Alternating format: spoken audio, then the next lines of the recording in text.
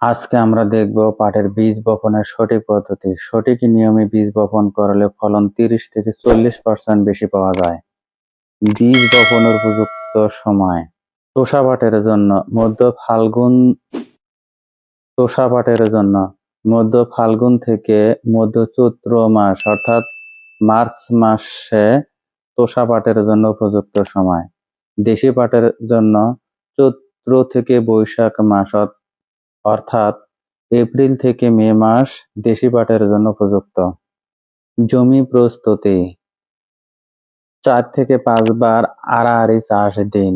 মই দিয়ে মাটি ঝুরঝুরে করুন। জমি সমতল করুন।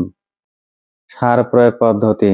প্রতি বিঘা ইউরিয়া 26 থেকে 30 কেজি, টিএসপি 18 থেকে 20 কেজি, এমওপি 13 থেকে 15 কেজি, জিপসাম 13 থেকে 15 কেজি, গোবর সার 2 টন সেচ চাষের আগে দিতে হবে।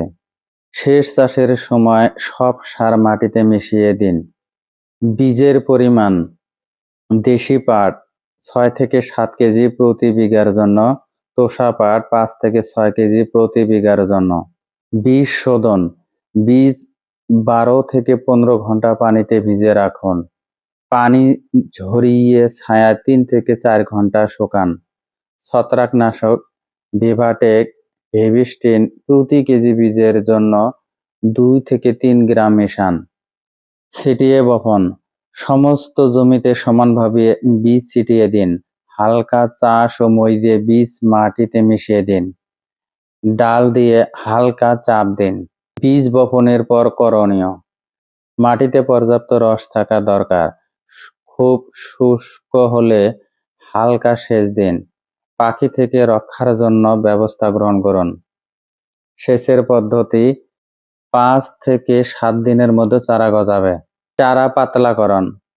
15 থেকে 20 দিন বয়সে চারা পাতলা করে দিতে হবে। বীজ বপনে প্রতি বর্গ ফুটে 10 থেকে 12টি গাছ থাকতে হবে। দুর্বল ও রোগাক্রান্ত চারা তুলে ফেলুন। সঠিক দূরত্বে বজায় রাখুন এবং অতিরিক্ত চারা তুলে ফেলুন। ভালো বীজ ব্যবহার। সঠিক গভীরতায় বপন, পর্যাপ্ত আর্দ্রতা, প্রত্যায়িত বীজ ব্যবহার করুন। অতিরিক্ত গভীরে বীজ বপন করবেন না। বৃষ্টির আগে বপন করুন। বৃষ্টির আগে বীজ বপন এড়িয়ে চলুন। তো কৃষক ভাইয়েরা এইভাবে সঠিক নিয়মে পাটের বীজ বপন করলে আপনি ভালো ফলন পাবেন। ভিডিওটি দেখে যদি বিন্দু পরিমাণ উপকারে আসে, ভিডিওটি অন্যদের মাঝে শেয়ার করে দিবেন। ধন্যবাদ।